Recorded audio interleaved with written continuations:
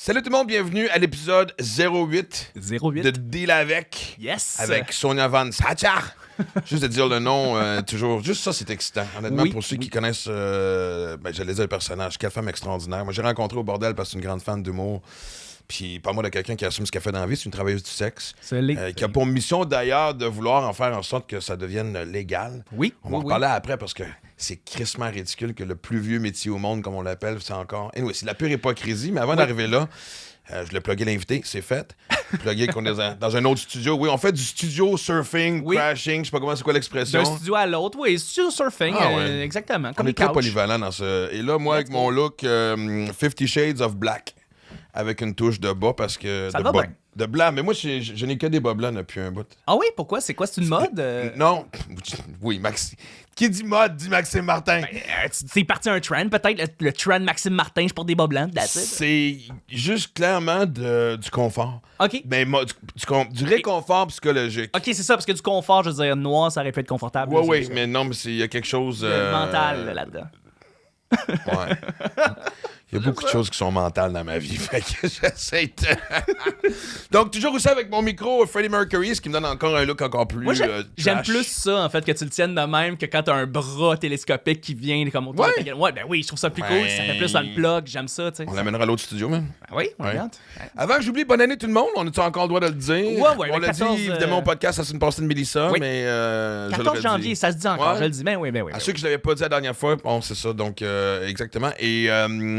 Là, je sais qu'on est rendu mi-janvier. Moi, j'achève mon deuil du temps des fêtes. J'aime ça.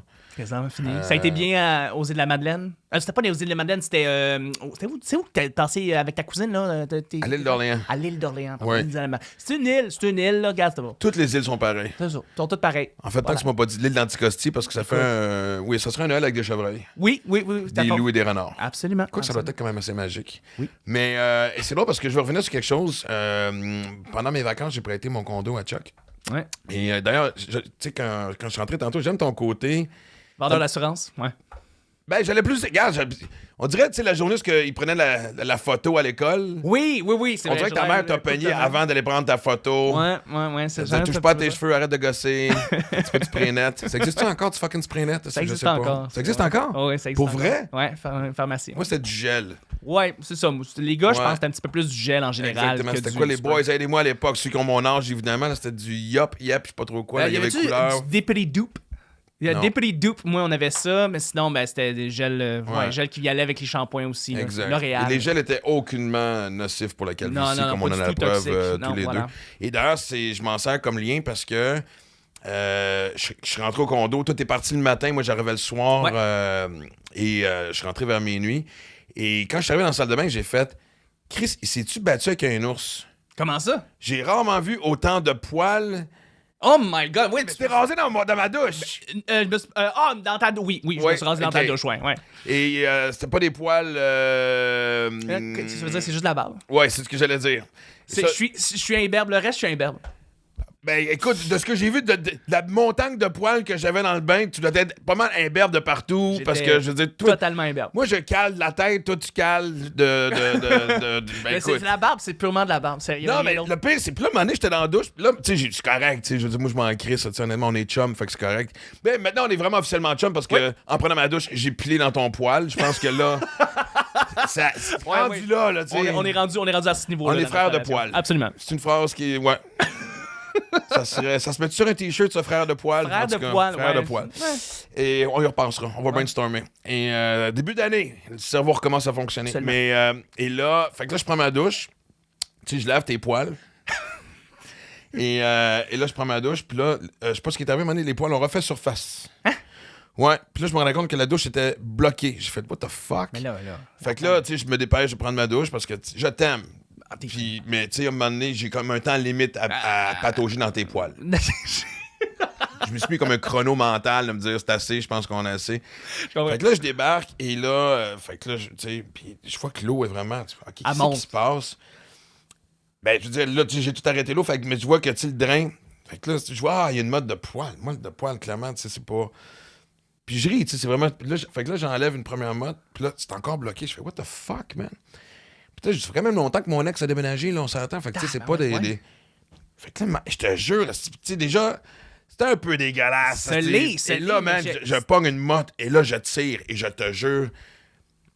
Honnêtement, ce que j'avais dans les mains, j'aurais pu me le greffer sur la tête, puis j'aurais l'air d'une rockstar des années 80. Là, je veux dire, il y avait assez de... OK. Et là, je présume que c'est tes cheveux, ou sinon... Non. Tu baisé dans la douche, t'as invité quelqu'un? Non plus, okay. C'était juste... Mais je peux te confirmer que ça, c'est pas moi. Non, ça doit être une accumulation, en fait... Non, mais ça doit être une accumulation, en fait, de poils depuis des années, en fait, qui ont juste comme fait un tas. Comme ça, miraculeusement? Parce que... Ben, je veux dire... Il est pas là. Il est parti en vacances. On va remonter à la surface. Et envahir son bain. Parce que quand j'ai fait ça, si c'est Chuck, faut quand même qu'il comprenne un règlement. Des poils, ça passe, mais si je ramasse une mode de cheveux, c'est parce que je suis en relation avec. Il y a du sexe d'inclus dans le fait que... Ben oui, c'est sûr qu'il y en aurait, mais... C'est pas du bénévolat de... Pour vrai? J'en avais vraiment pas tant que ça. C'était juste un petit clean-up, là. C'était vraiment un clean-up, pour vrai, sincèrement. Il y a la clé de mon condo aussi qui sait exactement quand je suis pas là, puis qui vient vivre comme moi pendant quelques jours, puis comme... Tu sais, comme dans tous les films d'horreur qu'on voit, là, peut-être qu'il est même présentement caché dans mon garde-robe. Mais c'est fort possible que ce soit une accumulation depuis beaucoup plus longtemps que juste... Ah, je peux pas te blâmer. Mais... moi. Et là, je vais revenir au sujet dont on parlait tantôt. Quel podcast avec Sonia, tu sais, évidemment, tu sais, ce que j'aime de ce qu'on fait jusqu'à date, tu sais, il y a vraiment, tu sais, les gens disent souvent zéro filtre. Soyons prétentieux puis disant que on n'est même pas proche d'avoir des filtres. Et donc, j'adore... Tu sais, moi, je la connais bien parce que, comme je disais, elle vient souvent au bordel, tu sais, quand on fait des shows, tu sais, elle reste avec nous autres, on jase et tout. Et, tu sais, moi, ça vient toujours me chercher des gens, mais tu sais, comme hyper dédiés. Je veux pas dire dédiés à la cause, parce que ça fait comme... C'est pas une cause, tu sais, mais... Tu sais, tellement un passionné par son métier. Oui. Elle est une travailleuse du sexe, c'est quelque chose qu'elle adore, qu'elle crie fort et haut. Je sais pas si elle est encore en couple, parce qu'à un moment donné, je sais qu'elle l'était, puis même son chum très ouvert d'esprit. Mais c'est Chris, il est 2022, à un moment donné, là, je pense qu'on accepte de plus en plus de choses. Puis, je sais pas, moi, il y a peut-être quelque chose d'excitant de quoi? Oh mon Dieu, j'allais dire quelque chose de très révélateur. Quoi donc? C'est un podcast, tu peux le dire, c'est l'Internet. Ouais, mais j'ai dit pas de filtre, puis je suis en train de choquer, mais... Moi, tu sais, je sais pas, j'ai tellement eu tous les genres de relations que, je sais pas, moi, tu sais, c'est une relation, ce que tu le sais, que ta blonde couche ailleurs. Ouais. J'ai fait ça avec une fille à un moment donné. C'était plus une fréquentation qu'une blonde. Ouais. Mais on avait le droit de... Ouais. Puis, des fois, on m'envoyait des vidéos. Oh! C'est excitant, ça. Excitant, tu dis? Ben... C'est la porn la plus excitante que j'ai jamais écoutée. C'est sûr. C'est sûr. Et on revient sur ce qu'on dit, c'est tellement l'hypocrisie de... Je peux pas croire que c'est encore un débat de légaliser la prostitution. Je vois pas en quoi... Tu sais, on a légalisé le pot. Je veux dire, pourquoi pas, je veux dire... Tu sais, dans ce gouvernement-là qui cherche n'importe quelle façon de faire du cash, je veux dire, tu sais... Ben, c'est en fait, c'est encore une société... qui remplissent un T4. Oui. Oui, maintenant, on est rendu là. Ben, en fait, on veut légitimer le tout. C'est encore difficile parce que j'ai l'impression que la société a encore de la misère à accepter pleinement. Je sais pas. Accepter tellement ce qu'on sait, ce qui existe, qui fait du bien. Parce que, tu sais, en fait, Sonia, ce qu'on va voir aussi, pour ceux qui ne la connaissent pas, je le répète, elle, c'est pas sa spécialité, mais elle a beaucoup de clients qui sont handicapés. Oui. Puis même handicapés sévèrement. Absolument. Et c'est quelque chose qu'elle fait encore avec tellement d'empathie. Puis vous allez voir quand on va en parler, c'est tellement beau. Puis c'est un service que tu donnes qui est très... Tu sais, d'être préposé et d'aider ces gens-là. Mais tu sais, ils ont des besoins de tabarnak. C'est noble. C'est noble, tu dis. Tu sais, fait que... j'ai hâte de voir la suite parce que, tu sais, il va falloir qu'on m'explique encore pourquoi cette fausse pudeur-là, tu sais, c'est quoi? C'est pas le nuage noir de l'Église catholique qui fait que, tu sais, on peut pas... Ouais, mais l'Église est encore en arrière un peu, je le sens. Mais sinon, écoute, si elle avait été beaucoup plus loin, ben oui, on a encore les mauvais plis, en fait, de l'Église, même depuis la Révolution tranquille, puis même avant ça, je veux dire, on est encore pogné là-dedans, fait que on est de moins en moins, mais ça prend beaucoup de temps, et ça prend des générations, puis ça va encore prendre du temps, puis on est encore pogné là-dedans. Il y a aussi mentionné aussi que c'est Charles, en fait, qui est avec toi cette fois-ci. Ouais, Charles. Tout à fait. En fait, c'est vraiment... puis Charles connaît très bien Sonia, fait que vous allez voir que la conversation, elle va vraiment... c'est son ami, tu sais. Ouais, exact. Charles et Sonia sont très proches. Ce qui fait que par moments, je me sens un petit peu délaissé, mais j'ai le syndrome d'abandon très facile. Début d'année, choses à régler. Voulez-vous que je fasse ma liste des choses à régler? Mais... Toi, t'as déjà fait affaire avec une escorte? Non, jamais. Ou une travailleuse du sexe, en fait? Non, jamais. Ouais. Non. Moi, on m'en a fait une dans ma... En fait, on m'avait fait un coup. J'animais une émission qui s'appelait Taxi à l'époque. Ça remonte à... Oui, je me rappelle de Taxi. Ben voyons donc. Oui, Taxi, c'était à TQS. Right? Oui! Ah oui, c'était à la télévision 4 saisons. Exactement. Et bravo. Je pense que c'était avant même que le tagline soit le mouton noir de la télé. C'était avant ça. C'était avant que TQS, ça soit télévision 4 saisons. Et mes deux compères, c'était Gary Bray, qui était vraiment très drôle, qui a comme disparu de la map de l'humour, mais moi, je l'adorais. Et Sonia Vachon, qui n'était pas encore connue. Oh, cool. Ouais, cool, exact. Cool. Puis il m'avait fait un coup, parce que la fille me cruisait, puis elle voulait qu'on aille baiser. Ouais. Pendant la ride de taxi. Puis là, j'ai fait. Puis là, je savais, moi, qu'il y avait des caméras, puis qu'il y avait une équipe technique en arrière qui nous suivait, puis tout. Fait que j'ai fait. À un moment donné, j'ai vraiment regardé la caméra, puis j'ai fait fuck off, moi, je m'en vais baiser dans la ruelle. Puis je me suis parti avec elle, puis on fait coucou. Fait que là, ça a été vraiment. Ça arrête là. Mais elle m'a écrit. Ben, à l'époque, on n'avait pas de Facebook, on n'avait rien, mais elle m'avait laissé son numéro de téléphone subtilement. Elle disait, c'était un coup, mais. Puis j'avais la discussion avec elle, tu sais, on avait couché ensemble. Et on a eu cette discussion-là de, tu sais, pourquoi qu'elle avait décidé de faire ça la première fois, la nervosité, les clients différents. Puis ce que je retrouve aussi beaucoup là-dedans, c'est que souvent, c'est évidemment des hommes seuls. Oui. Et des femmes aussi. Il y a bien des prostituées. On dit-tu, non, travailleuses du sexe, excusez. Travailleuses du sexe. C'est travailleuses du sexe, ouais. Excusez. Qui ont une grande clientèle féminine aussi, tu sais. Mais c'est surtout que, tu sais, c'est pas juste rentre dans la maison, puis on saute dessus. Il y a beaucoup de thérapie. Ces gens-là se sentent hyper à l'aise de parler à la personne qui engage, tu sais. Le nombre de travailleurs et travailleuses et travailleurs du sexe qui ont révélé dans les entrevues, le peu d'entrevues qu'il y a eu, parce qu'on leur donne pas beaucoup de place médiatiquement parlant, mais qui ils viennent dire qu'ils sont payés juste pour écouter la personne. Ils sont pas là pour avoir du sexe, ils sont juste là pour écouter quelqu'un qui est seul, puis c'est très triste souvent. Ben, oui, écoute, c'est une forme de service thérapeutique dans tous les sens. Puis moi, tu me fais penser, moi j'avais une voisine à un moment donné qui était une travailleuse du sexe, puis elle allait chez des clients, tu sais, quand elle recevait un call à 3-4 heures du matin, souvent que savait que la personne était souvent, tu sais, buzzée, gelée, whatever. Et qui souvent, tu sais, je veux dire... On connaît les effets de la coke sur cette partie du corps. Oui, t'sais. tout à fait. Et quoi, des fois, moi, j'ai quand même des surprises. Ah, OK. Je sais ouais, mon pénis, ça hissait pas la coke. Ah, ben, ça, c'est un autre podcast. On en fera un autre sujet. Mais comme de fait, elle disait, tu sais, je sais que je m'en vais là, puis je vais parler, puis je vais écouter quelqu'un qui va se vider le cœur. Fait que. Il a pas l'air d'écouter. Et de se vider le cœur. Et de se vider la tête. Oh mon Dieu, on va arrêter de faire des jeux de moi pas dire vider quand on va parler de travail du sexe, mais. Hey, faites donc ce que vous voulez, Chris, c'est votre podcast aussi. Fait que amusez-vous, on regarde ça tout de suite. Je sais que ça s'appelle Deal avec, on va brasser de la marde. C'est territorial, la politique. Tu fais plus de beatbox. J'ai jamais fait de beatbox. On-tu vraiment en train de parler de ça? OK. Le podcast à qui, finalement, là, cette affaire-là? OK, je suis seul, c'est correct. C'est correct. J'invite des chums, là, fait que, tu sais, j'ai le goût de... Ding, ding, ding, ding, ding. Bienvenue dans mon monde, OK. Là, je sais pas si ça paraît parce que c'est le 3e podcast qu'on tourne aujourd'hui. Et on est parti avoir des petits verres d'eau. C'est notre première commanditaire, café 49e parallèle. Mais c'est un commanditaire? Ben non, mais vite qu'on T'as-tu payé pour le café? Parce que c'est toi qui allé chercher le café. Ben je te l'ai payé, fait que c'est...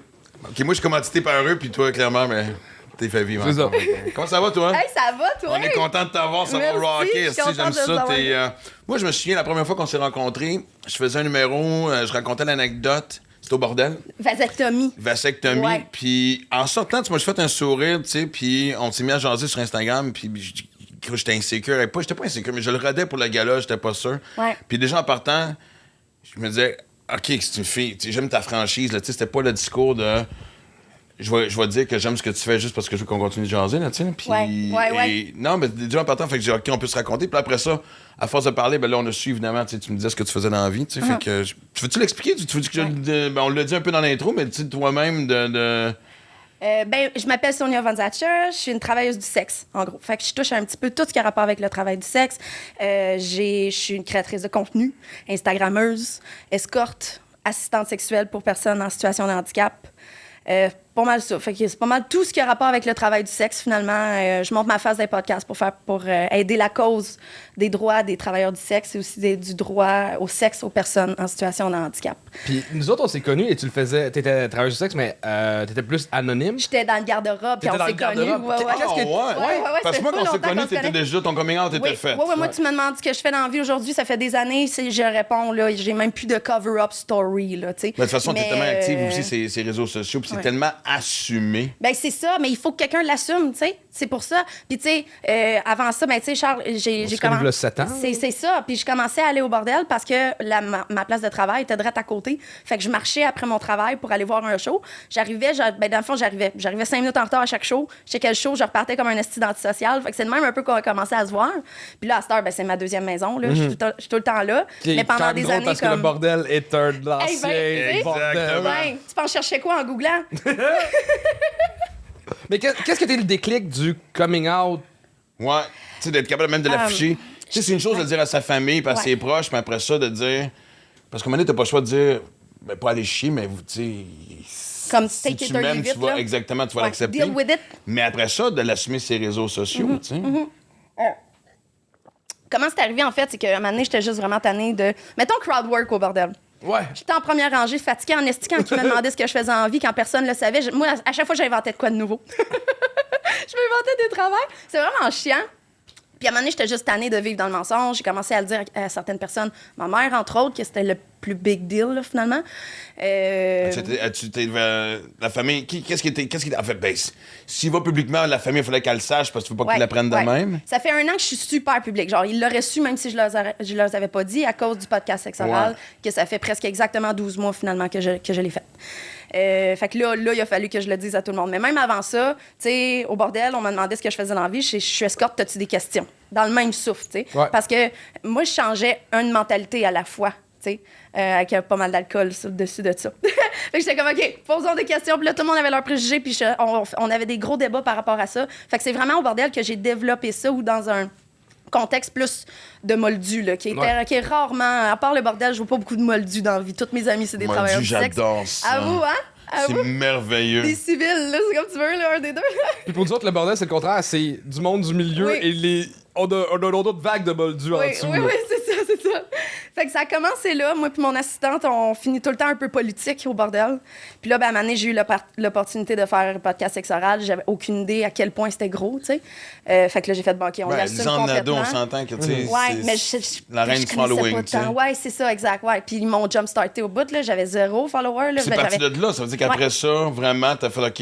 Ouais, là, podcast, entrevue. Là, même, je fais tout le temps comme des travaux scolaires d'université, des mémoires de maîtrise des thèses de doctorat. Tu t'es rendu à 31 000 personnes là, sur Instagram. Ouais, je suis rendue à 31 000, puis j'en avais à peu près 3 000. Ouais, avant ça. Puis ça faisait longtemps que je travaillais sur mon 3 000. Là. Le niveau de nervosité, la première fois que tu as posté, en tant que, justement, en tant que Sonia, c'était que... mettons, quand je rentrais à Sexe Oral, mettons, là. Non, mais je dis, après, quand tu as dit, OK, je m'assume, puis là, vraiment, tu sais, je me dis, je commence à en faire. J'étais prête. Je suis une personne très logique, très pragmatique. Il n'est pas question que je fasse de quoi avant d'y avoir vraiment pensé. J'ai tout ponder ça. J'ai tout vraiment pensé à la façon que j'allais le faire. J'avais tout réglé. Fait que la première fois que tu as pesé sur aussi, clic, OK, c'est affiché. Ouais, déjà, mentalement, c'était. Selon ta question, ça serait plus comme la première fois que j'ai montré ma face. Parce que j'étais déjà escorte avant, mais on ne montre pas notre face. Je travaillais dans une agence. Là, je suis devenue indépendante. Là, voici mon face reveal. Quand on fait notre face reveal, c'est bien sérieux. Là. C'est comme un. Okay. Vous êtes combien au Québec qui sont. Combien au Québec? Non, mais c'est quoi Je suis comme sérieux. Le pourcentage de la population qui est un travailleur ou travailleuse de sexe. Mais, parce que j'ai peur de l'oublier. Excuse-moi, c'est le TDAH, puis je veux pas l'oublier parce qu'on en a parlé cette semaine, puis je trouvais que la question était intéressante et tu viens de l'aborder. La différence quand tu pars d'une agence à devenir indépendante. Puis tantôt, tu parlais des préjugés, on va y revenir, mais pour moi, agence, j'entends pimp. Ça, c'est peut-être un préjugé, parce que je pense qu'il y a des agences qui sont classe, qui sont bien gérées, qui protègent les personnes, hommes et femmes qui travaillent pour eux. Oui. Mais il y a aussi le côté un peu plus... un peu plus pimp. Un peu plus pimp. Ouais, ben tu sais, comme c'est une des questions que je me fais le plus demander. Connais-tu des pimps? Connais-tu des filles qui ont des pimps? Puis moi, ben tu sais, je viens d'une place de privilège extrême, là. J'en suis consciente, tu sais, je cherche pas Tu parles de l'agence où t'étais? Oui, dans l'agence aussi, mais aussi par rapport à mon stature, je suis une jeune femme blanche, tu sais, comme des enfants la même. Fait que ce que j'ai vu qui était le plus proche d'un proxénète dans ma vie, c'est des propriétaires d'agences un peu louches. Ça, il y en a qui traitent un peu moins bien leur fille, que le client a plus raison que la fille, etc. Moi, j'étais bien la fille ou le gars. J'étais vraiment chanceuse là-dessus. J'ai travaillé pour une agence. C'était géré par une femme qui est devenue ma meilleure amie après ça. OK. Alors, pourquoi partir? Question de business ou quoi? Ah, là, OK. L'agence a fermé. Il a fallu que je devienne indépendante. Soit que je changeais de métier ou que je devenais indépendante. Ça me tentait fucking pas d'être indépendante. Je suis TDA as fuck, moi aussi. C'est pour ça que t'as une assistante. Ouais, exactement. Sans mon assistante, je pourrais rien faire. Elle était écœurante. Et puis, elle était écœurante, hein, elle t'adore. Mais question justement, parce que je me suis demandé, on jasait il y a peut-être un an de ça, puis t'arrivais de funérailles, je pense, une manifestation par rapport à une de tes amies qui avait été battue à mort. Ouais. Wow. Et c'est ce que je me disais, je veux dire, quand il y a un côté agence, y a-tu un côté protection aussi? Oui, ça c'est sûr. Maintenant, quand t'es indépendante, y a-tu ce côté-là aussi où ce que tu trouves... T'as-tu un bodyguard? OK, merci de le dire demain. Oui. J'allais dire des bras, là, mais... Oui, des bras. Oui, c'est sûr. Tu sais, j'ai énormément de couches de sécurité. Je suis vraiment chanceuse de pouvoir faire ma business comme moi, je l'entends. Et ma plus grande couche de sécurité, c'est que le monde ne sait pas c'est quoi mes couches de sécurité. T'sais. Ah, fait que tu peux pas en parler. Fait que je peux pas t'en parler, okay. mais j'ai un protocole. Il est ici dans la pièce présentement. On le voit juste pas. C'est un fucking ninja, man. Il est dans le coin, la main sur son holster, genre. Non, mais tu sais, c'est pas juste avoir une personne qui va me défendre. Il y a plein d'autres choses qu'on peut faire pour notre sécurité. J'ai des protocoles de sécurité pour plein de choses différentes qui peuvent arriver, tu sais. Que ça soit... Poivre de Cayenne dans table de chevet avec bouton rouge. Ouais, ça, c'est une très mauvaise idée. Faut pas faire ça. Faut pas que tu aies quelque chose qui peut se revirer contre toi, tu sais. Ouais. Ah! Ouais. Tu vois, j'avais pas vu ça comme moi. Ouais. Faut pas... Tu peux pas avoir un bat de baseball à ton in-call, là, tu sais. Parce que la personne qui te book va presque tout le temps être plus forte que toi, là, tu sais. C'est ça aussi, c'est que t'es seule là-dedans. Pour mon assistante qui va me défendre est plus petite que moi, là. Mais c'est drôle parce que l'image que j'ai, c'est que dans la transition entre agence, c'est quand tu as commencé à travailler pour toi... Évidemment, comme tu viens de dire, tu te formes une équipe puis un système de sécurité à ta façon. Mais quand tu allais voir des clients, tu étais l'escorte qui arrivait. J'ai l'impression que depuis un bout, est-ce que le côté groupisme a changé de bord? Parce que là, les gars font « Hey, salut, comment ça va? On n'est pas obligé de baiser, on peut juste jaser si tu veux. » Comment tu sais? C'est exactement ça ma vie depuis un an. J'ai tellement même de filles qui me bookent que moi, je suis vraiment pas aux femmes, je voulais juste te rencontrer. Genre, ça, j'en ai beaucoup. C'est le même tarif horaire? Hein? C'est le même tarif horaire? Le même tarif horaire? Oui. Ouais, ben, ça dépend ouais, d'habitude, oui. Mais j'ai des petites exceptions, comme s'ils veulent du mentorat, etc., vu que je veux vraiment essayer d'aider la prochaine génération. Je charge moins cher pour ça. Okay. Clairement, mes clients en situation de handicap, ils payent vraiment moins cher que les autres. Fait que, mais oui, d'habitude, c'est juste vraiment du fangirling que je reçois beaucoup. Là. C'est très drôle. Ouais. Non, mais c'est pas, j'imagine, juste homme ou femme, juste avoir rentré puis être gêné puis pas savoir... Mais là, je peux... J'en ai qui font que presque faut que tu commences l'action. L'hyperventilation, là, c'est fou, je me sens comme Céline Dion des fois, là. C'est vraiment cute. Puis au bordel, je me fais tout le temps reconnaître, là, ça fait pas de sens. Puis le monde arrive, puis il me regarde comme de même. Je trouve ça tellement cute, genre. Je sais pas ce que j'ai fait. Oui, je me rappelle mais aussi dans ma clientèle que j'avais déjà, reste avec ça va être bon. Je sais que ça va être bon. Tu sais, que la clientèle, j'avais déjà, clairement... j'ai pas une grosse clientèle qui est mariée, même si le monde pense que la majorité de ma clientèle, c'est ça. Mais en fait, je pense que les gens pensent que la clientèle en général... C'est des hommes mariés. Ouais. C'est pas le cas, mais mes clients mariés, ils me sortent plus au restaurant, mettons. Ouais, je peux comprendre. Il y a plein de clients, mais mettons, ma poignée de réguliers qui font vraiment la majorité de mon revenu dans l'année. Eux autres, est-ce qu'ils sont fiers de m'amener? Ils veulent tellement que je me fasse reconnaître quand on est ensemble. Je serais tellement fière que le monde nous voit ensemble. Ça, je l'ai beaucoup, puis ça me touche, là. Tellement, là. Ça touche, mais c'est pas un peu fatigant, de genre de dire... Ils veulent qu'on fasse des selfies sur mes stories. Je suis comme, OK, on va se calmer. Hein. Ouais, mais justement, j'allais dire, c'est... OK, ouais, non, je peux comprendre. Ils comprennent ma cause. Ils ont écouté mes podcasts, ils comprennent ma cause. Ils la défendent autant que moi, ils sont full pro-sex work. Ils n'ont pas de honte à être mon client, au contraire. Non, ben en fait, moi, puis je veux pas que tu oublies la question. Chris, c'est le plus vieux métier du monde. Ouais. L'hypocrisie, en fait, que ce soit encore illégal, et je ne comprends même pas que c'est pas amené dans les discussions. Je veux dire, dans les endroits, c'est toujours le même exemple qu'on donne, évidemment, à Amsterdam et tout, mais de contrôler le fait que, tu sais, la santé des travailleuses et travailleurs est prise en main par l'État. Vérifier, checker, follow-up, vous êtes encadré, tu sais, vous n'êtes pas tout seul. Ça aide non seulement, évidemment, des personnes qui travaillent, mais aussi des clients et tout. Ouais. L'évidence est là et c'est tellement hypocrite parce qu'après ça, tu sais, t'as la notion de pourquoi est-ce que la porn n'est pas de la prostitution. C'est encore plus hypocrite quand tu penses à ça, le fait que la porn soit autant tabou. On parle même pas de loi parce qu'on veut pas la légalisation. Ça, je te corrige tout de suite. On veut pas la légalisation du travail du sexe. Genre comme à Amsterdam ou whatever, ou en Allemagne c'est quoi les ou en côtés Australie. négatifs de la légalisation? Ben, en fait, l'affaire, c'est qu'on pense que ça serait la meilleure des façons, comme avec le weed. Ça serait tellement plus facile. Justement, on pourrait avoir des places contrôlées, des bordels où on peut travailler, régies par le gouvernement. T'sais. On se dit que ça peut faire plus de sens, mais non. Mais en fait, il y a tellement de places que c'est de même dans le monde que les exemples nous prouvent que ça aide. Premièrement, ça aide vraiment pas le trafic humain, l'exploitation sexuelle. On pense que c'est ça que ça va faire. Non, ça aide pas du tout. Qu'est-ce que tu veux dire? Ça n'empêche pas non plus. Il y en a autant en Australie, à Amsterdam ou en Allemagne du trafic humain. Mais attends, ça veut dire que si quelqu'un, justement, est victime de ça, le gouvernement vérifie pas l'origine de la personne qui commence à travailler? C'est encore plus underground. Tu fais juste falsifier des papiers, puis... non, je sais pas, je fais moi...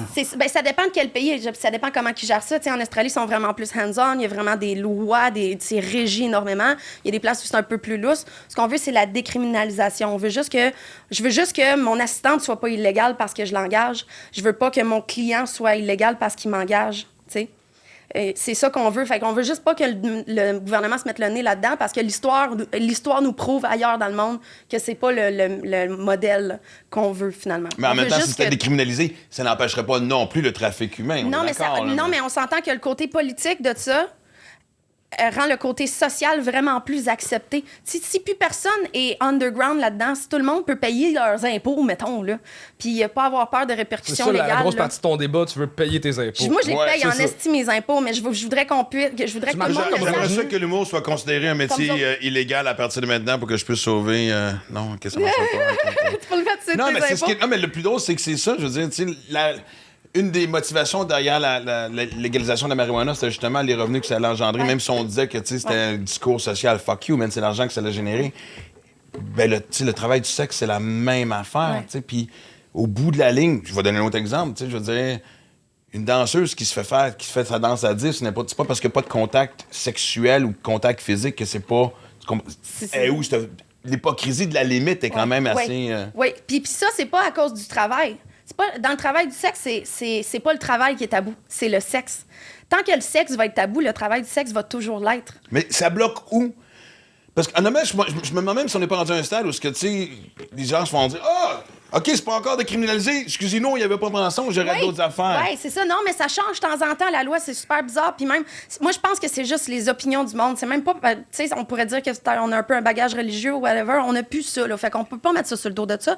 Chris, il y a des candidats de Québec solidaire en ce moment qui sont abolitionnistes du travail du sexe. Faut le faire. Québec solidaire, ici, là. Tu sais, ça veut dire que même dans toutes les idées politiques, que tu sois à gauche, droite, peu importe où dans le spectrum, il y a du monde qui veulent pas que nous, on existe. En attendant, on a toujours été là, puis ça va absolument rien changer.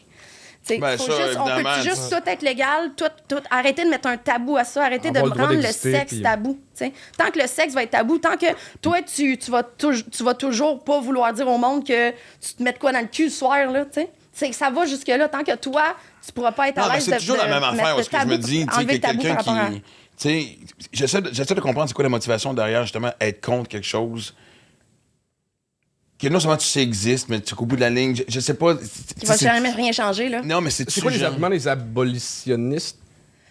L'exploitation. On se fait exploiter. C'est impossible que moi, je me fasse pas exploiter par les hommes. Pour eux, c'est surtout ça.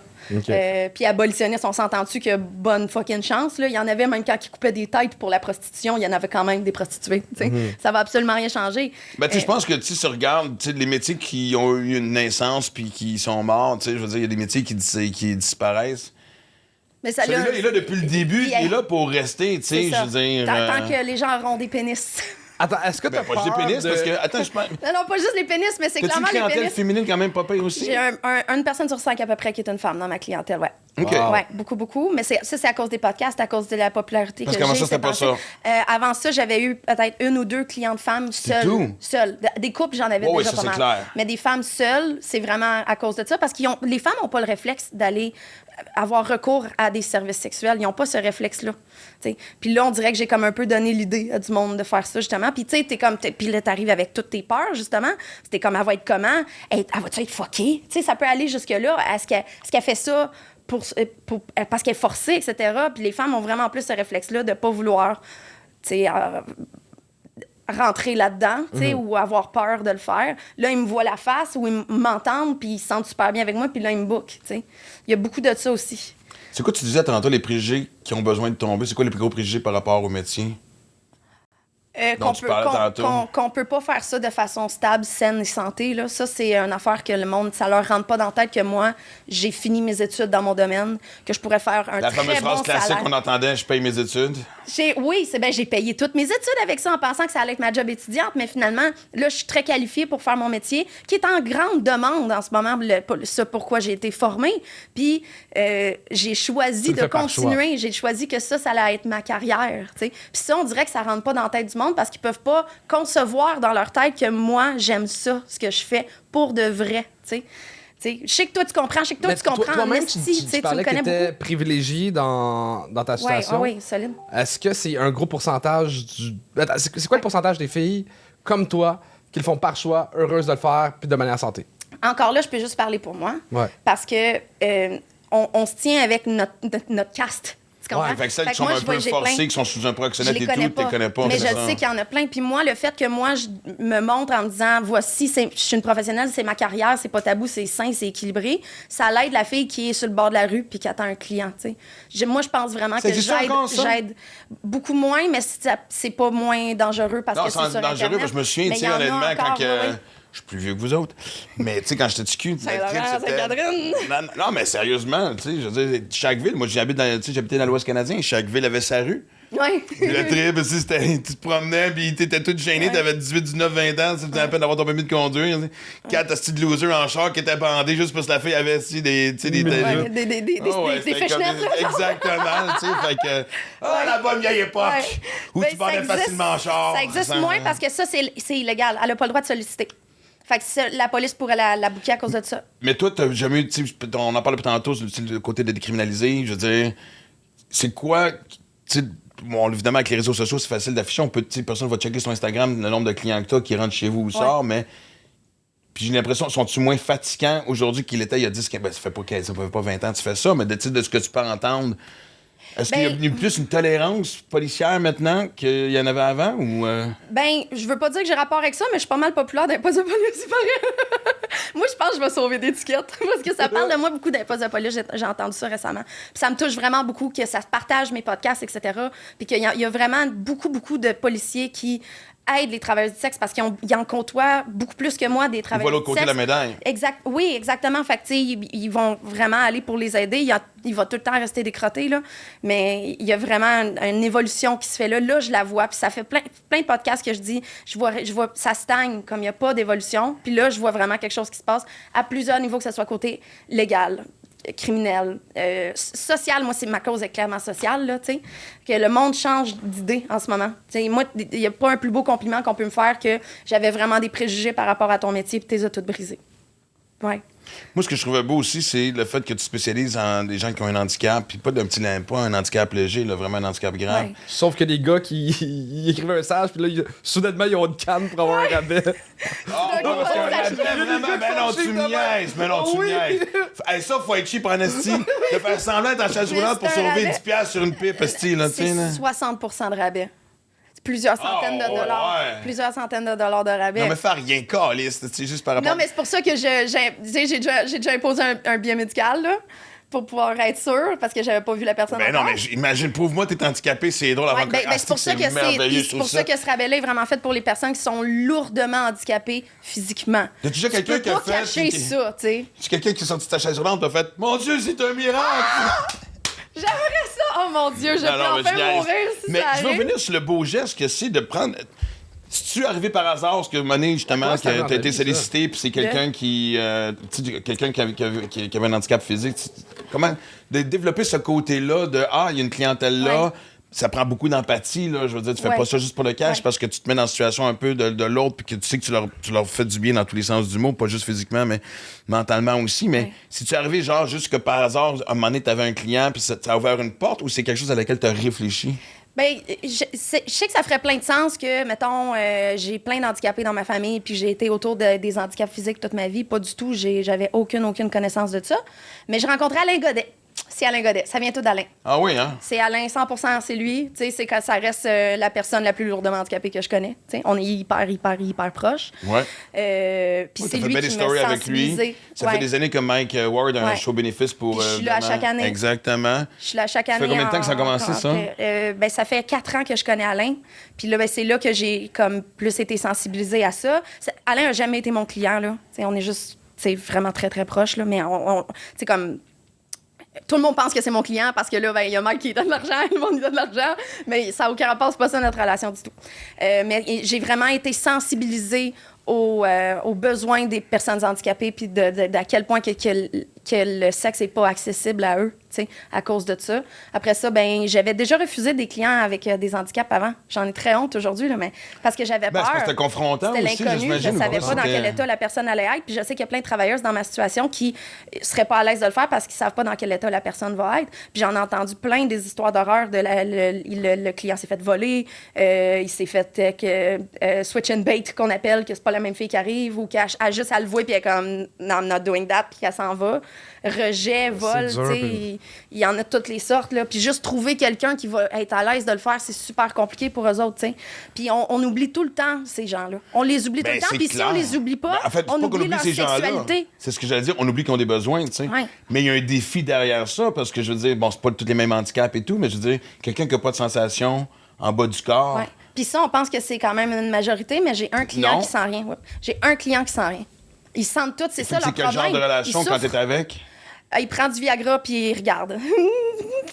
Ah oui? Non, mais je sais pas. C'est mon rire, t'es bizarre. Ouais, ton rire, t'es comme... Ben, dans le fond, lui, c'est...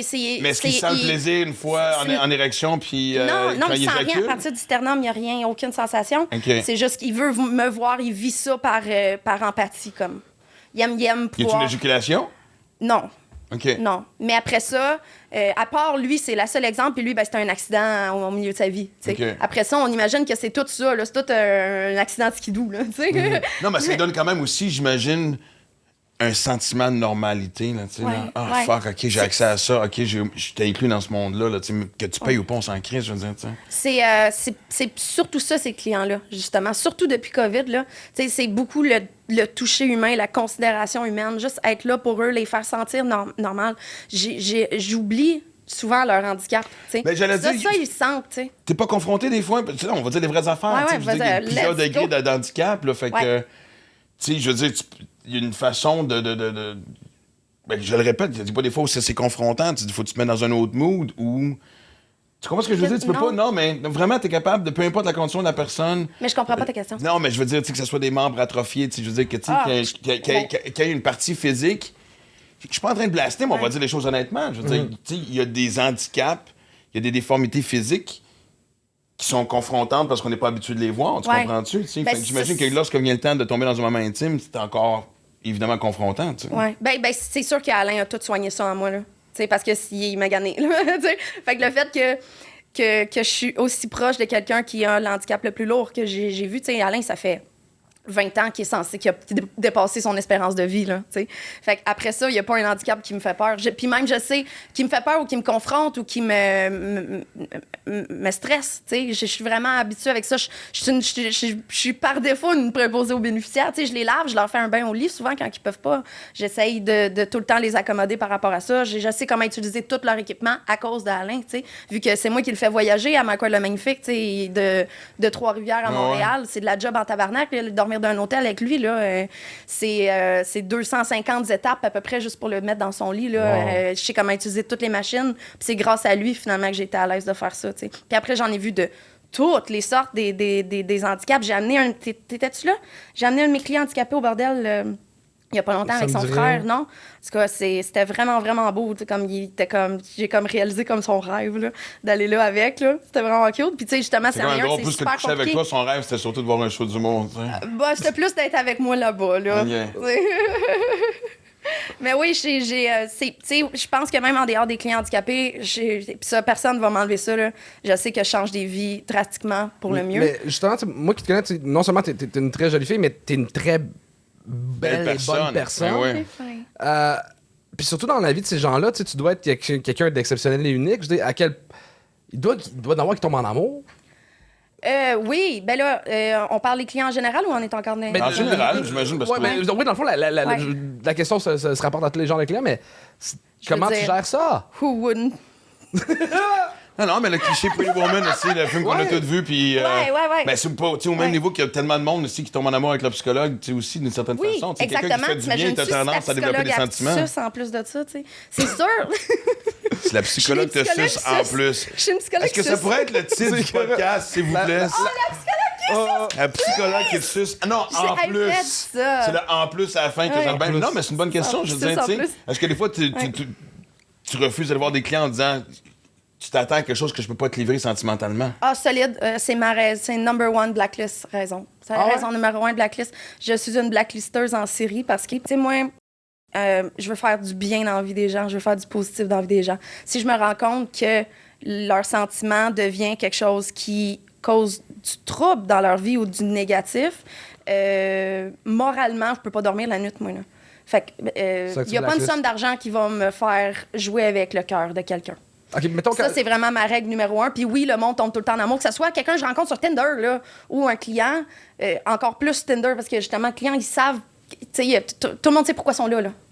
Puis tu sais, comme, tu me verrais qu'un client, là, tu verrais pas une seule différence que quand on se parle, tout puis moi, ou quand on est au bordel, ou whatever. Je suis juste la même personne tout le temps. Je me fais pas...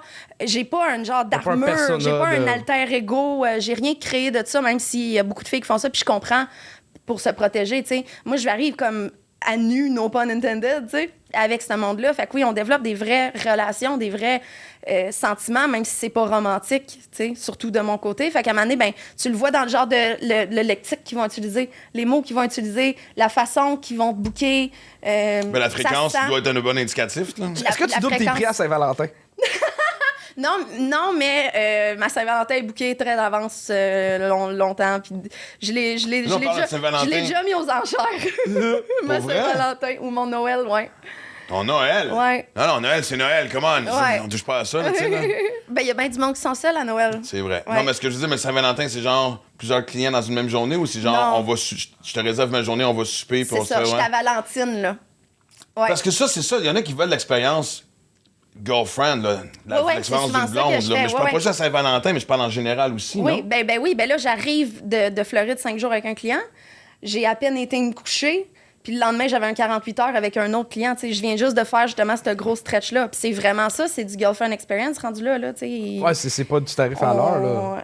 C'est du tarif à la journée, là. Ouais. Puis, mettons, autant que tu viens de me dire, dès qu'ils tombent en amour, c'est non. Mais est-ce que tu dis oui à, hey, on peut juste dormir en cuillère une demi-heure ensemble? Ben oui. Ben là, je fais des overnights puis tout. C'est sûr, moi, je suis une colleuse, là. Oui. Ça fait partie du girlfriend experience, d'une façon, là. Il y a tout ce qu'un couple a.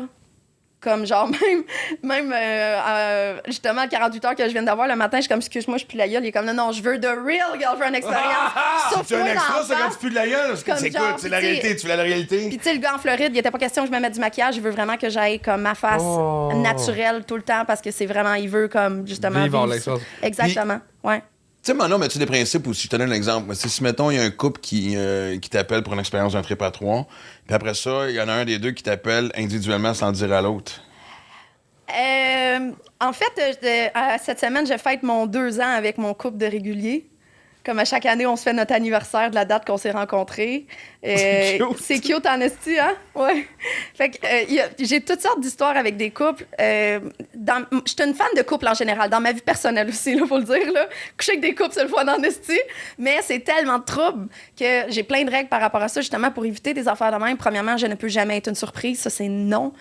Il faut que les deux le veulent autant. Il faut vraiment qu'ils n'aillent parler. Puis ça prend des heures de discussion avant même qu'on passe à l'acte. J'ai jamais eu comme... j'ai eu des gars qui m'ont booké avec, mettons, leur ancienne blonde. Ils se séparent, ils ont une nouvelle blonde, ils me la ramènent. Puis moi, je pensais que c'était la même, puis elle arrive dans la porte, puis c'est pas la même. Puis je suis comme, puis là, je regarde, je suis comme, elle le sait-tu? Puis là, comme personne se le dit. Tu sais quoi? Fait que j'ai un gars qui, dans 5 ans, il m'a booké comme 4 fois, mais avec 3 blondes différentes. Il y a pas longtemps. Aussi stable que moi en relation, c'est ouais. Puis il y a pas longtemps, j'ai un couple qui m'a booké pour leur première expérience avec un premier threesome. Finalement, ça fait 10 ans qu'ils sont ensemble, ils ont des enfants, puis tout. Puis ils se sont séparés après. Mais ça, c'est vraiment. Ça n'a pas rapport avec moi. C'est sûr que non, ça n'a pas rapport avec moi. Sens que mais ce que je savais pas, c'est que j'étais un peu leur dernier recours de sauver la flamme, tu sais. Mais d'habitude, au contraire, ça consolide les couples au bout. C'est juste que ça, c'est arrivé récemment. Il m'avait booké pour une deuxième fois. J'ai reçu un email, faire hey, finalement, il est parti comme sa secrétaire ou une collègue. Là. Mais tu as pas compris qu'une fois, c'est la fille qui t'a rappelé pour te voir tout seul. Oui, ça, oui. Ça, oui, qui va être de ce côté-là.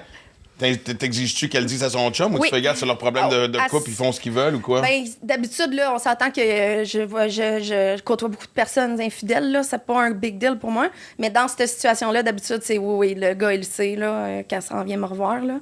Puis j'ai des femmes mariées aussi qui viennent me voir que leur mari sait pas, tu sais. On pense que c'est juste d'un bord, mais c'est des deux côtés, là. Ouais. Puis moi, je suis très drastique sur mon opinion de la fidélité en général. Là. L'affaire que je l'ai pluguée tout à l'heure que j'ai oublié, c'est... Oui.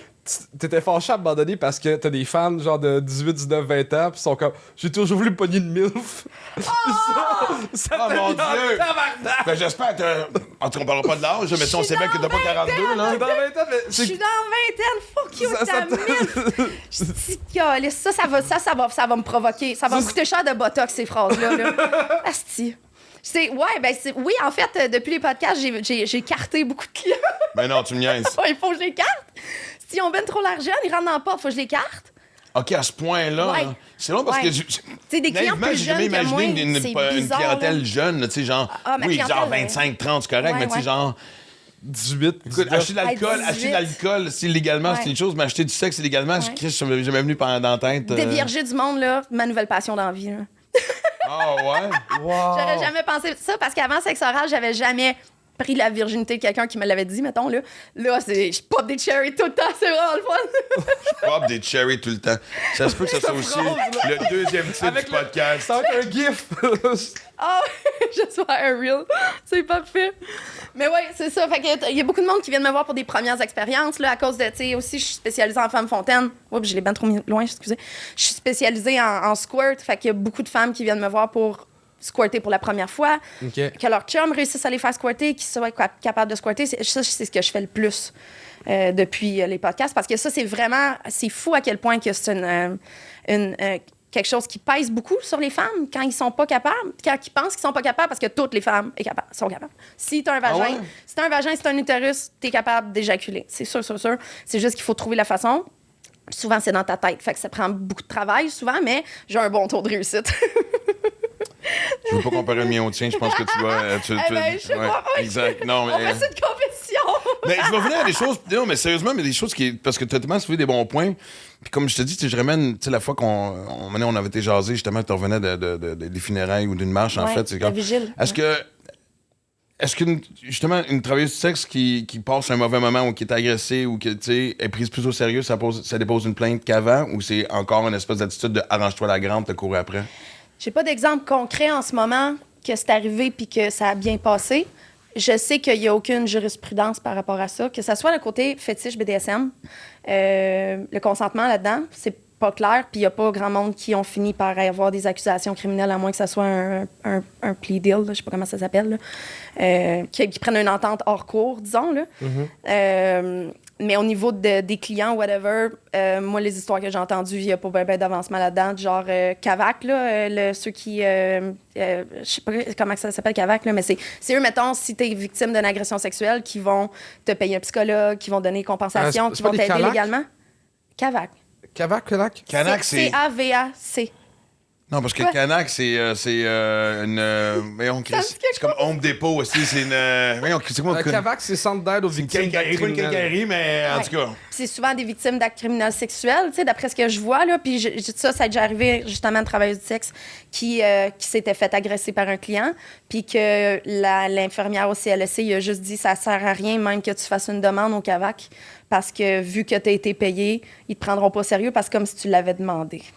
J'ai entendu ça. Wow! Ça fait pas long. Puis récemment, mais pas assez récemment pour que j'aille fait de quoi, parce que j'étais pas encore dans mon mood militant à ce moment-là. Là, mais si c'était le cas, tabarnouche, je serais comme fait là de la demande, puis j'espère qu'ils vont te refuser. Mais ça, à travers la décriminalisation qu'on parlait depuis tantôt, puis même la légalisation, peu importe le chemin qui va être utilisé, parce que j'imagine que Manis va bien finir par arriver. Ben j'espère, 2022. Ça garantit une forme de protection justement contre ces actes-là, tu sais?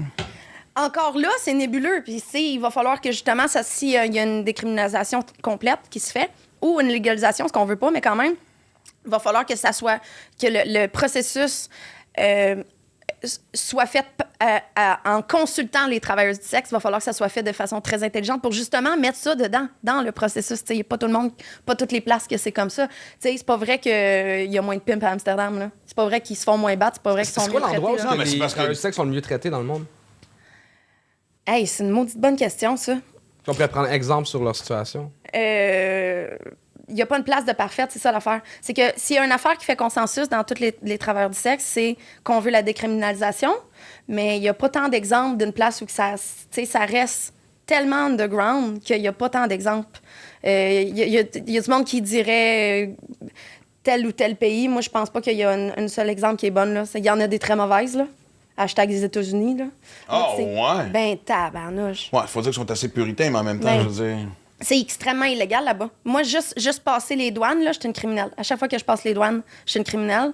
Qu'est-ce que tu faisais? Parce qu'ils checkent ton background des fois, mais tu leur supprimes son compte avant de passer les douanes. Je supprime mon site web, je supprime tous mes réseaux sociaux avant de passer les douanes. J'ai un téléphone de voyage. On a un PDF, là, tous les travailleurs du sexe, on sait comment passer les douanes. Il faut avoir l'air le moins pute possible là, quand on passe, premièrement. Non, en même temps, je veux dire... On a un téléphone de voyage qui est vide, qui n'a rien de toutes nos infos dedans, parce que sinon, ils peuvent...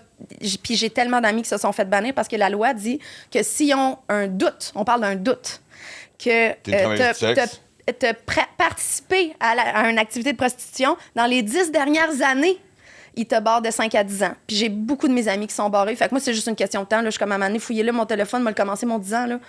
C'est parce que j'y vais tout le temps aux États-Unis. Déjà là, je m'en vais à Las Vegas en 2 semaines. Dans 3 semaines, je m'en vais à Newark. Tu sais, comme je suis tout le temps là-bas.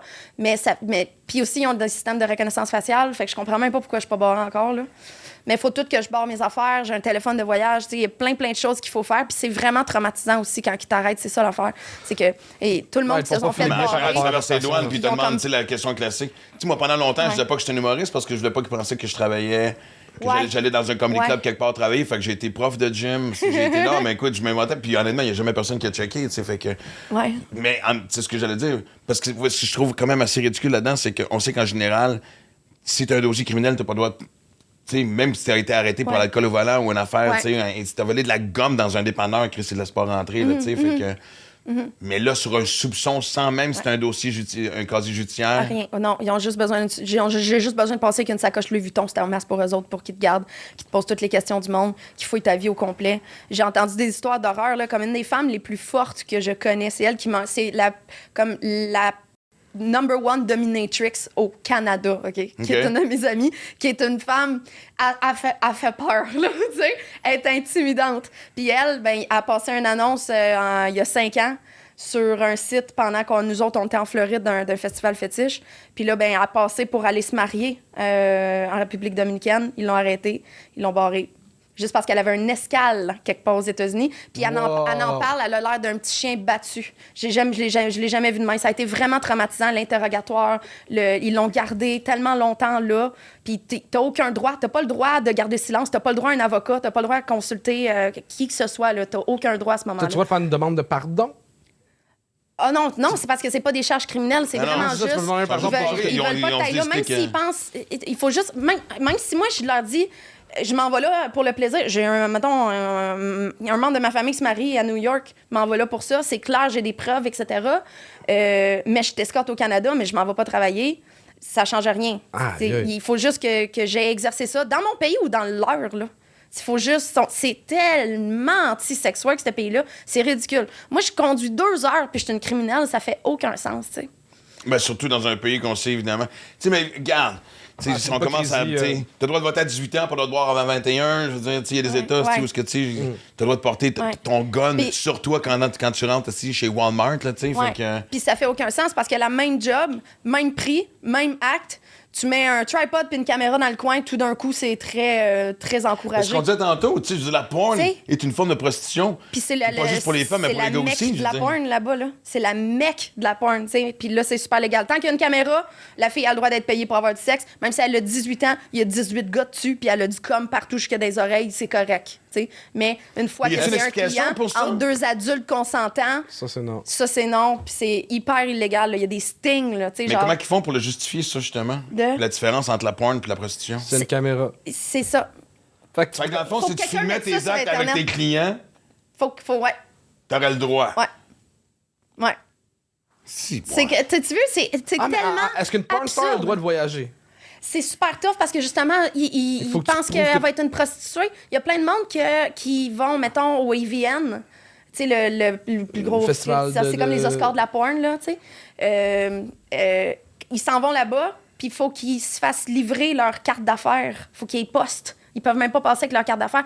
De porn star, là, aucun rapport avec la prostitution. Juste ça, il y en a plein qui se font barrer par soupçon de prostitution, mais ils n'ont jamais été escortes de leur vie. Tu sais. Est-ce Ça que fait c'est un côté qui sens. t'a déjà intéressé, la pornographie? J'ai craché. C'est correct. Mais qu'est-ce que Hey, t'as je veux si un que ça? slow-mo de ça. Ben, c'est parce que j'en fais tout le temps, Charles. Tu sais, j'arrive au bordel avec mes gros crises de cils, le rouge à lèvres un peu ici, je fais de la pointe toute la journée. Oui, mais attends, Ah, je savais ton OnlyFans. Ouais. Je sais que t'as un OnlyFans. C'est pour ça que ça m'a fait rire. Excuse-moi, la question était pas claire. T'as-tu déjà pensé à ça, toi, la pornographie? Non, mais C'est la majorité de ma journée, j'avoue, de ma excuse-moi semaine, aussi. c'est de la pornographie. Mais je comprends ce que tu veux dire maintenant. C'est que, genre, on dirait qu'on pense que tu fais pas de pornographie à moins que tu travailles pour Pegasus ou Adécatix, là. Ouais. Mais en attendant, ça, c'est archaïque, là. Ou Oh, ouais. que ça soit whatever, des autres compagnies aux États-Unis, Brazzers, whatever. Si tu travailles pas pour une de ces compagnies-là, que t'es pas engagé pour être une Mais actrice t'as pas de dans vidéo leur pornographique production, publique. je suis autoproduite. Je suis 100% autoproduite. Donc, c'est sur ton OnlyFans, les gens qui veulent te voir performer, évidemment, il faut que tu Paywall. payes. Il faut que toute ma porn est derrière un paywall. Il y a un petit peu d'affaires sur Twitter, allez voir. Mais avant ça, tu sais, c'est tout derrière un Twitter paywall. laisse puis je suis passer toute ça, ou autoproduite. Il y a des gros problèmes sur Twitter. Ils laissent tout passer. Ouais, Ok. Twitter, Le contenu pornographique est correct tu sur peux Twitter. mettre du fisting anal sur ton mur si tu veux, là. OK. Ouais, Si boire, tout, OK. Tu peux tout mettre, mais c'est pas une bonne Moi, je idée. suis plus sur Twitter, fait que, parce que business-wise. souvent, c'est le Ok. festival de la haine, mais je savais pas qu'ils compensaient Ouais. Par toute beaucoup la de haine mots. par un bon fisting, C'est ça, esti c'est légal, ça. que tu peux poster pour calmer, esti. Ouais. C'est le seul Ceux qui réseau, sont dans l'extrême droite. social où on peut vraiment mettre de la pornographie direct sur notre mur. Là. C'est pour ça qu'on est tous là. Moi, j'étais sur Twitter bien avant d'être sur Instagram, tu sais, des années avant. Puis encore aujourd'hui, ils n'ont pas changé ça, là. Non, c'est Reddit a changé ça, me semble. Puis c'était le seil qui restait, finalement, qui avait encore droit à mettre de la porn, là. Ouais. Parce qu'il y a tellement de groupes religieux aux États-Unis qui se battent contre ça. On dirait que Twitter est encore en train de Mais tu sais, mais encore là, il faut que mon compte il Ils ont soit... barré Donald Trump, mais pas du fisting. Non. Ben, en même temps, tu ouvrir quoi? Qu'on ouvre cette on est porte-là. d'accord. Non, parce que là, tu sais, évidemment, on sait pas encore dans quelle heure de ce que les podcasts vont passer, mais. Puis, on en a tapé un justement avant que tu arrives aujourd'hui avec Anne-Marie Ménard, puis on parlait de. Calais, je ne sais même plus où est-ce que je m'en vais. Parce que là, tu vas me mettre du fisting dans la tête. Ouais, c'est la ça. pornographie, Parce qu'on Désolée parlait de la d'avoir fisté porn la tête. éthique, puis être capable de contrôler, puis à quelque part. Parce qu'évidemment, tu sais, on parlait tu sais, du fait que des fois, maintenant, quand on regarde la porn, on sait pas ce qu'on regarde, on sait pas à quel point que la fille est vraiment consentante Ouais. et tout, tu sais. Ouais. Fait que tandis que, tu sais, de ce que toi tu fais, de ce que ta gang font, Ouais. je veux dire, le côté éthique est là. Oui, exactement. Puis même que ça soit Pegasus ou Adécatix, je suis complètement en contre ça. Là. C'est pas, puis tu n'as pas idée à quel point qui me. Je sais même pas de quoi vous parlez, parce que Twitter, c'était depuis tantôt, vous dites, c'est quoi ça? C'est le Pornhub qui. C'est. Pegasus et Adécatix, c'est comme les deux grosses compagnies de production pornographique au Québec, mettons. OK. Avec des filles québécoises. qui, des gars avec des filles québécois, québécoises. Finalement, ils engagent leurs acteurs, ils engagent leur équipe de production, ils font les vidéos, puis ils vendent derrière un paywall sur leur site de façon super fucking archaïque, que moi, je trouve. Ils utilisent mon nom, entre autres. Quand je me Google, un des premiers résultats, c'est ces deux esti-titres-là. J'ai jamais travaillé pour eux autres. Inscrivez-vous pas. Ils font juste utiliser mon nom pour pouvoir, comme que le monde paye sur leur site. On croche en crise, finalement. Puis je m'en fous de le dire. Pas grand monde qui veut le dire haut et fort. Là. On croche en crise. Puis ils payent pas bien leurs filles. Leurs filles n'ont plus jamais le contrôle. Leurs filles ou leurs gars, leurs acteurs, ils n'ont plus jamais le contrôle sur leur contenu. Ils signent les droits de ça. Tu sais. Ah ouais. Pendant les tournages, j'ai entendu plein d'histoires que l'environnement de travail est dégueulasse. C'est juste, Comme quoi? c'est ben de monde gelé sur le tournage. Sont un peu trop obligés de faire des affaires qu'ils n'auraient pas faites si c'était leur propre porn. T'sais. J'imagine Comme- c'est le genre d'affaire de la scène, c'est ça, rendu là, tu peux-tu faire ça en plus, tu peux-tu aller plus loin, tu peux-tu aller faire des choses que t'étais pas. Ouais, ou Puis il est genre trop juste tard. pression sociale. Là, tu sais, je sais pas s'ils poussent, c'est ça leur but de faire comme, OK, bon, ben, on va lui dire que c'est une scène vaginale, mais finalement, ça va finir anal. Tu sais, c'est juste un exemple, c'est pas arrivé, là. Mais j'ai des amis qui ont déjà Ils ont pas travaillé bonne pour eux réputation. autres, puis j'ai jamais vu une bonne expérience avec eux. Puis aussi, après ça, ben, tout le monde peut te voir complètement tout nu sur Pornhub, sur tous ces sites-là, parce que les autres, ils vont utiliser Ils ont les les vidéos droits, comme ils ils peuvent ce veulent. qu'ils Ils ont les veulent. droits, ils font ce qu'ils veulent avec. Moi, tu peux pas me trouver sur ces Puis sites-là. t'as-tu tu sais. idée, c'est quoi le cachet de base, mettons, d'une scène? Ah, avec... c'est moins de 1000$. OK. Moins de 1000$. Mais ça, c'est en général aussi, parce que je me souviens. Tu sais, moi, quand la porn a commencé. J'ai fait moins de 1000$ dessus, puis je peux le vendre à l'infini, tu sais.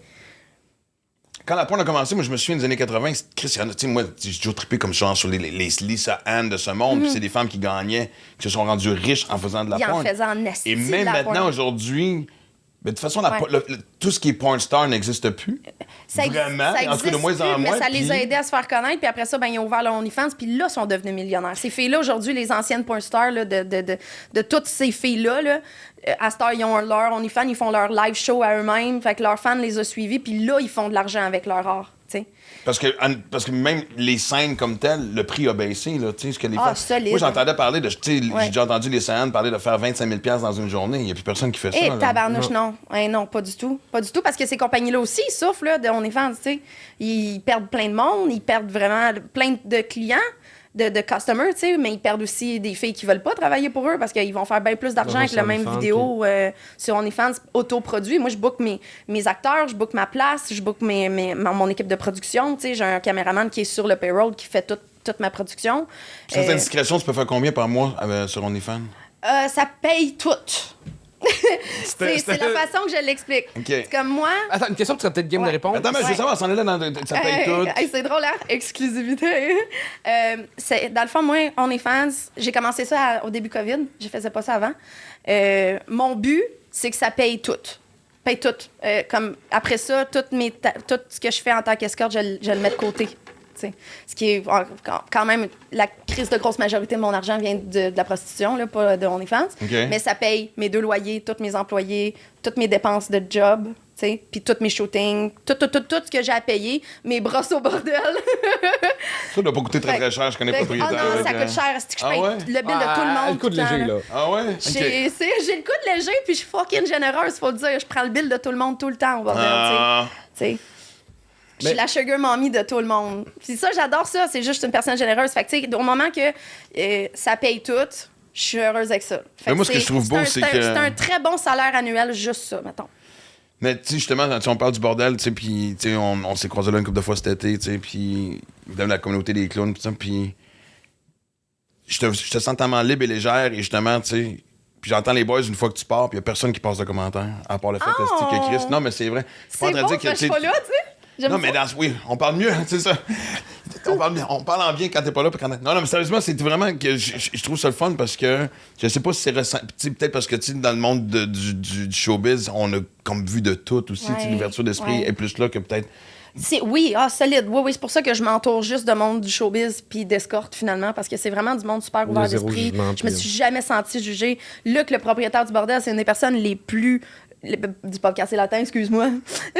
C'est une des personnes les plus ouvertes par rapport à ça. Il est le premier à l'avoir su qu'est-ce que je faisais dans la vie, tu sais. Puis je me sens juste super acceptée dans ce monde-là, tu sais, vu que le monde est super ouvert. Puis c'est sûr qu'après ça, à chaque fois que je rencontre quelqu'un qui est pas dans aucun de ces deux mondes-là, t'as aucune idée les réactions que j'ai, que ça soit c'est ridicule à quel point que dès que je dis que je t'escorte, le monde pense que je suis facile.